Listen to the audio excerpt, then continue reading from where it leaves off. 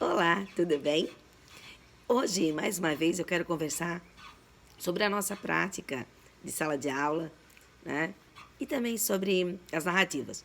Eu tenho alguns vídeos sobre a relação dos personagens, sobre a relação de causa e consequência, né? Sobre sequência didática e tudo mais.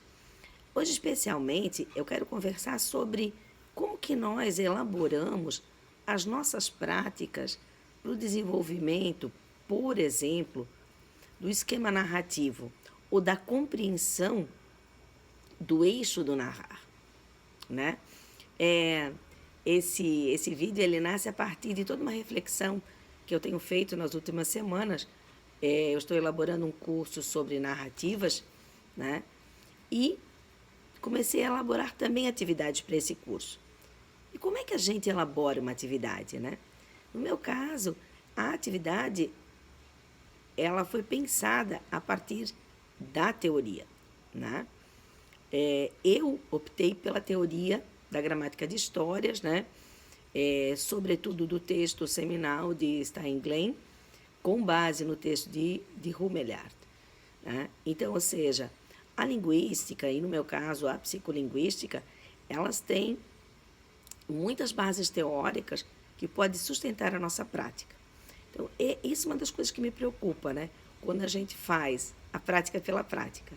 Então, talvez o melhor seria a gente pensar o seguinte: como que eu, conhecedor da teoria, né, posso, a partir da teoria, pensar a minha prática, organizar as atividades para a sala de aula, né? Seja para a educação infantil, né? Porque o conhecimento das narrativas ele é muito importante nesse espaço, seja para a produção, né, no ensino fundamental, ou mesmo para o desenvolvimento de uma escrita autoral, né? Então, essa é uma reflexão importante. Hoje eu vou conversar um pouco sobre como é que eu fui pensando tudo isso, né? Não toda a prática, mas como é que eu fui pensando, por exemplo, todo o curso, né? Então, o primeiro momento foi olhar para a teoria, né? Essa teoria da gramática de histórias e pensar que não existe história se não tiver cenário, né? Então, o cenário, ele permite, né, o episódio.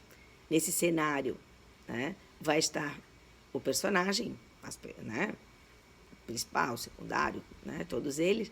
Esse personagem ele tem uma característica, né? Essa história ela se dá num lugar e se dá num tempo. Então, o primeiro momento, sem pressa, é explorar o cenário, né? Explorar o cenário vazio, né? E dentro desse cenário colocar o personagem.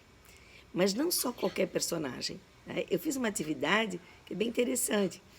Eu fiz 24 expressões, né? Raiva, tristeza, alegria, tudo mais.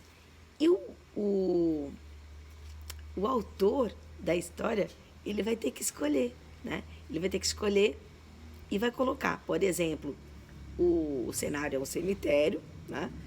E ele pode colocar nesse cemitério uma pessoa com raiva, ele pode ser uma pessoa, colocar uma pessoa triste, ele pode colocar uma pessoa malvada.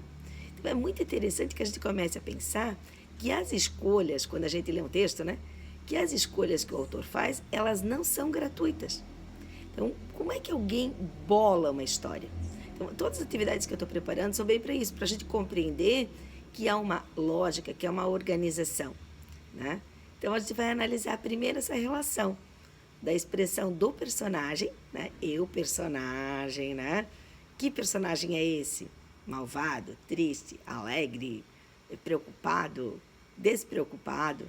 Como é que ele se situa dentro deste cenário, né?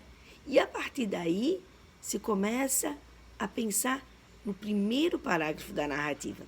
Então nós vamos ficar um tempo refletindo sobre isso, lendo parágrafos iniciais, né? Reescrevendo parágrafos iniciais, analisando linguisticamente o parágrafo inicial, ou seja, como o personagem é descrito, como o cenário é descrito, como o tempo é descrito, que tempos verbais são usados para isso, como é que o artigo definido e indefinido aparece, como é que se dá a adjetivação do personagem. Então, às vezes, a gente tem muita pressa de escrever uma história, né?